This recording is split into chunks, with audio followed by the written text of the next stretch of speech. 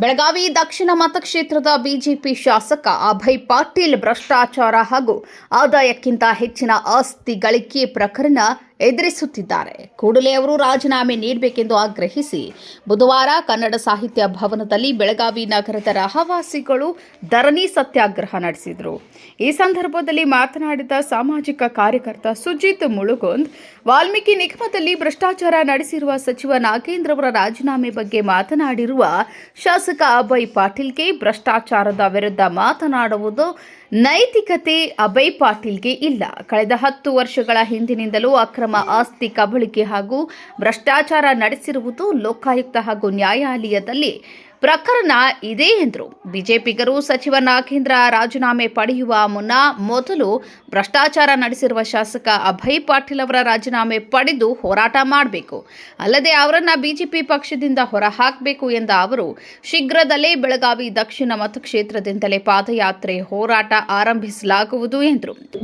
ಇವತ್ತಿನ ದಿವಸ ನಾವೆಲ್ಲರೂ ಈ ಕಡೆಗೆ ಒಂದು ಪ್ರತಿಭಟನೆ ಹಮ್ಮಿಕೊಂಡಿದ್ದೇವೆ. ಬೆಳಗಾವಿಯ ಕಾಳಜಿ ಇರುವಂತಹ ಎಲ್ಲ ಬಂಧುಗಳು ಇವತ್ತಿನ ದಿವಸ ಇಲ್ಲಿ ಸೇರಿಕೊಂಡು ನಾವೆಲ್ಲರೂ ಕೂಡಿ ಪ್ರತಿಭಟನೆ ಮಾಡ್ತಾ ಇದ್ದೇನೆ. ಅದು ಭ್ರಷ್ಟಾಚಾರದ ವಿರೋಧವಾಗಿ ನಮ್ಮ ಹೋರಾಟ ಸತತವಾಗಿ ನಿರಂತರವಾಗಿ ನಡೀತಾ ಬಂದಿದೆ. ಇನ್ನು ಮುಂದೆ ಕೂಡ ನಡೀತಾ ಇರುತ್ತೆ. ಇವತ್ತಿನ ದಿವಸ ನಿನ್ನೆ ನಾನು ಒಂದು ಸ್ಟೇಟ್ಮೆಂಟ್ ನೋಡಿದೆ ಅಭಯ್ ಪಾಟೀಲ್ ಅವ್ರದ್ದು. ಯಾರೋ ಒಬ್ರು ಮಂತ್ರಿಗಳು ಭ್ರಷ್ಟಾಚಾರ ಮಾಡಿದ್ದಾರೆ, ಹಾಗಾಗಿ ಅವರು ರಾಜೀನಾಮೆ ಕೊಡುವವರೆಗೆ ನಮ್ಮ ಸತತ ಹೋರಾಟ ನಡೆಯುತ್ತೆ ಅಂತ ತಿಳ್ಕೊಂಡು ಅವರೊಂದು ಭಾಷಾ ಮಾಡಿದ್ದಾರೆ. ಸೊ ಅದು ಹಾಸ್ಯಾಸ್ಪದಕ್ಕೆ ಸರಿಯಾಗಿದೆ ಅಂತ ತಿಳ್ಕೊಂಡು ಹೇಳಕ್ಕೆ ಇಚ್ಛೆ ಪಡ್ತಾ ಇದ್ದೀನಿ.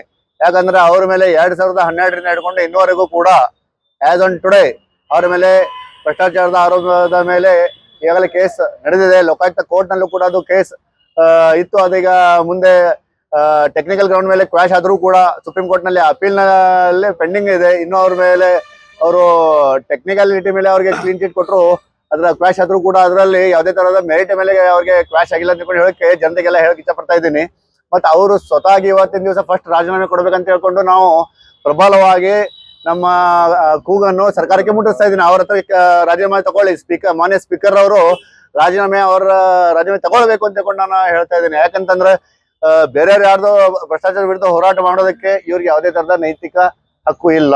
ಯಾಕಂದ್ರೆ ಸ್ವತಃನೇ 100 ಕೋಟಿಗಳ ಹಗರಣ ಇವರ ಮೇಲೆ ಆಗಿರುವಂತ ಸುಮಾರು ನಾನು ಕಂಪ್ಲೇಂಟ್ ಕೊಟ್ಟಿರೋದ್ರಲ್ಲಿನೇ ಇದೆ. ಹಾಗಾಗಿ ಸುಪ್ರೀಂ ಕೋರ್ಟ್ ನಲ್ಲಿ ಕೇಸ್ ಪೆಂಡಿಂಗ್ ಇರ್ಬೇಕಾದ್ರೆ ಇವರು ಯಾವುದೇ ತರದ ಭ್ರಷ್ಟಾಚಾರ ವಿರುದ್ಧ ಮಾತನಾಡೋಕೆ ಯಾವುದೇ ಇವರಿಗೆ ನೈತಿಕ ಹಕ್ಕಿಲ್ಲ. ಆಮೇಲೆ ಈಗಾಗಲೇ ಅದಕ್ಕೆ ಪ್ರೂಫ್ಗಳನ್ನು ಕೂಡ ನಾವು ಮಾನ್ಯ ಲೋಕಾಯುಕ್ತ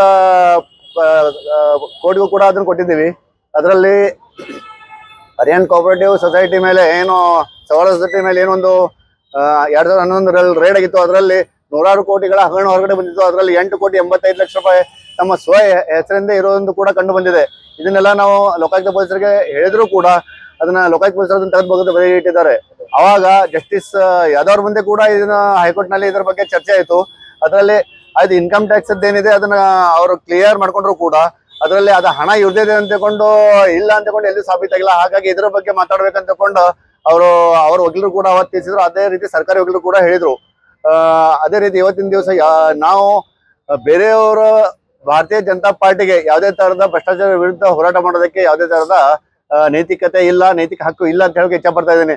ಅದೊಂದು ಡೊಂಗಿ ಮಾಡಿದೊಂದು ಕರ್ನಾಟಕದಲ್ಲಿ ಒಂದು ಇದು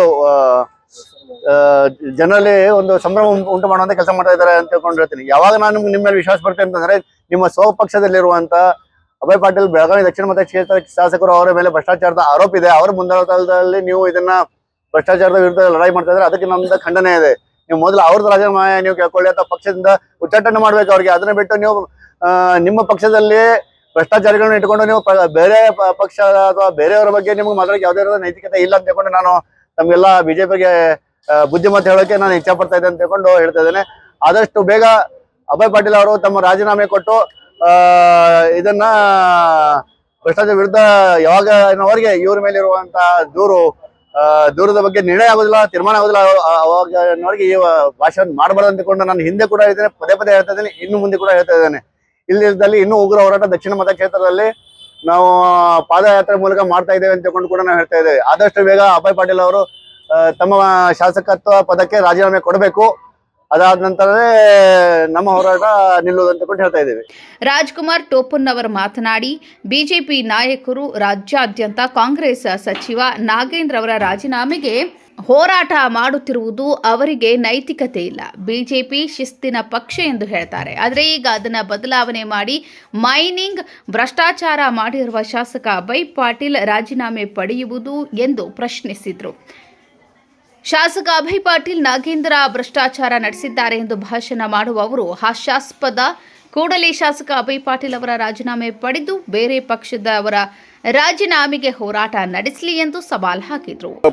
ರಾಜ್ಯಾದ್ಯಂತ ಕಾಂಗ್ರೆಸ್ ಸಚಿವರ ರಾಜೀನಾಮೆ ಸಂಬಂಧ ಅಹೋರಾತ್ರಿ ಹೋರಾಟ ಮಾಡ್ತಾ ಇದ್ದಾರೆ, ತಡಿ ಸತ್ಯಾಗ್ರಹ ಮಾಡ್ತಾ ಇದ್ದಾರೆ. ಇವತ್ತು ನಾನು ಬಿಜೆಪಿ ಕರ್ನಾಟಕ ಬಿಜೆಪಿಗೆ ನಾವು ಒಂದು ಪ್ರಶ್ನೆ ಮಾಡ್ತೇವೆ. ನಾವು ರೆಸ್ಪಾನ್ಸಿಬಲ್ ಸಿಟಿಜನ್ಸ್ ಆಗಿ ಒಂದು ಪ್ರಶ್ನೆ ಮಾಡ್ತೇವೆ. ಇವತ್ತು ಬಿಜೆಪಿಗೆ ಯಾವ ನೈತಿಕತೆ ಇದೆ ಒಂದು ಬೇರೆ ಪಕ್ಷದ ಸಚಿವರಿಗೆ ರಾಜೀನಾಮೆ ಕೇಳುವ ಸಂಬಂಧ? ಯಾವಾಗ ತಮ್ಮ ಪಕ್ಷದಲ್ಲಿರುವಂಥ ಶಾಸಕರು ಭ್ರಷ್ಟಾಚಾರನಾಗಿದ್ದಾರೆ, ಅವ್ರ ಮೇಲೆ ಭ್ರಷ್ಟಾಚಾರ ಕೇಸಸ್ಗಳಿದ್ದಾವೆ. ಆಮೇಲೆ ಏನು ಬಿಜೆಪಿ ನಾವು ಶಿಸ್ತಿನ ಪಕ್ಷ ಅಂತ ನಂಗೆ ಅನ್ದಂಗೆ ಈ ಶಿಸ್ತನ್ನು ಈ ಪದದ ಅರ್ಥ ಇವತ್ತು ಬಿಜೆಪಿದವ್ರು ಚೇಂಜ್ ಮಾಡಿದ್ದಾರೆ. ಶಿಸ್ತು ಅಂದ್ರೆ ಭ್ರಷ್ಟರು ಇರಬೇಕು, ಆ ಶಿಸ್ತನಾಗ ಭ್ರಷ್ಟಾಚಾರ ಬಂತು, ಭೂ ಕಬಲೀಕರಣ ಬಂತು, ಇಲ್ಲಿಗಲ್ ಮೈನಿಂಗು ಬಂತು. ಇಂಥವ್ರು ತಗೊಂಡು ಇಂಥ ಶಾಸಕರು ತಗೊಂಡು ಇವತ್ತು ಇವರು ಬೇರೆಯವ್ರ ಮೇಲೆ ಟೀಕೆ ಮಾಡೋದು ಸರಿಯಲ್ಲ, ಇವ್ರಿಗೆ ನೈತಿಕತೆ ಇಲ್ಲ. ಆಮೇಲೆ ಇಂಥ ಒಂದು ಹೋರಾಟನಾಗ ಇವತ್ತು ಮೊನ್ನೆ ಶಾಸಕ ಅಭಯ್ ಪಾಟೀಲ್ ಯಾರ ಮೇಲೆ ಭ್ರಷ್ಟಾಚಾರ ಕೇಸ್ ಐತಿ, ಅವರು ಬಿ ನಾಗೇಂದ್ರ ಅವ್ರ ಬಗ್ಗೆ, ಅವ್ರ ಭ್ರಷ್ಟಾಚಾರ ಬಗ್ಗೆ ಮಾತಾಡೋದು, ಆಮೇಲೆ ಅವ್ರ ರಾಜೀನಾಮೆ ಕೊಡುವವರೆಗೆ ನಾವು ನಿರಂತರವಾಗಿ ಹೋರಾಟ ಮಾಡ್ತೇವೆ ಅನ್ನೋದು ಇದು ಹಾಸ್ಯಾಸ್ಪದ. ಯಾವ ಇವ್ರ ಮೇಲೆ ಭ್ರಷ್ಟಾಚಾರದ ಕೇಸ್ ಇದ್ದಾಗ ಇವ್ರು ಬೇರೆಯವ್ರ ಮೇಲೆ ಹೆಂಗೆ ಇವರು ಅಪವಾದ ಮಾಡ್ತಾರೋ ಮತ್ತು ಅವ್ರ ವಿರುದ್ಧ ಹೋರಾಟ ಮಾಡ್ತಾರೋ ಅಂತ ನಾನು ಬಿಜೆಪಿ ಪ್ರಶ್ನೆ ಮಾಡ್ತೇನೆ. ಅದಕ್ಕೆ ಯಾವ ರೀತಿ ಬಿಜೆಪಿ ನಾಗೇಂದ್ರ ಅವ್ರದ ರಾಜೀನಾಮೆ ಕೇಳ್ತಾ ಇದಾರೆ, ಅದು ಬಿಟ್ಟು ಫಲ ತಮ್ಮ ಮನಿ ಸರಿಯಾಗಿ ಮಾಡ್ಕೋ ಸಂಬಂಧ ಫಲ ತಮ್ಮ ಶಾಸಕರ ರಾಜೀನಾಮೆ ಕೇಳಬೇಕು. ಇವತ್ತು ಬಿಜೆಪಿದವರು ಅಭಯ್ ಪಾಟೀಲ್ ರಾಜೀನಾಮೆ ಕೇಳಬೇಕಂತ ಹೇಳಿ ಇವತ್ತು ನಾವು ಹೋರಾಟ ಮಾಡ್ತಾ ಇದ್ದೇವೆ. Thank you. ಅನಿಲ್ ಉಪ್ರಿ, ಯುವರಾಜ್ ತಳವಾರ್, ಸದ್ದಾಂ ತಹಸೀಲ್ದಾರ್, ಸಿದ್ಧಾರ್ಥ್ ಚೌಹಾನ್, ಸಚಿನ್ ತಳವಾರ್, ಸಲೀಂ ಸನದಿ, ಆನಂದ್ ಪೂಜಾರಿ, ಬಲರಾಮ್ ಸಂಗೊಳ್ಳಿ, ಆಶಿಫ್ ಮುಲ್ಲಾ, ಆಶೀಶ್ ಪಾಟೀಲ್ ಸೇರಿದಂತೆ ಇನ್ನಿತರರು ಉಪಸ್ಥಿತರಿದ್ದರು. Vinod Kolkar, KMM news, Belagavi.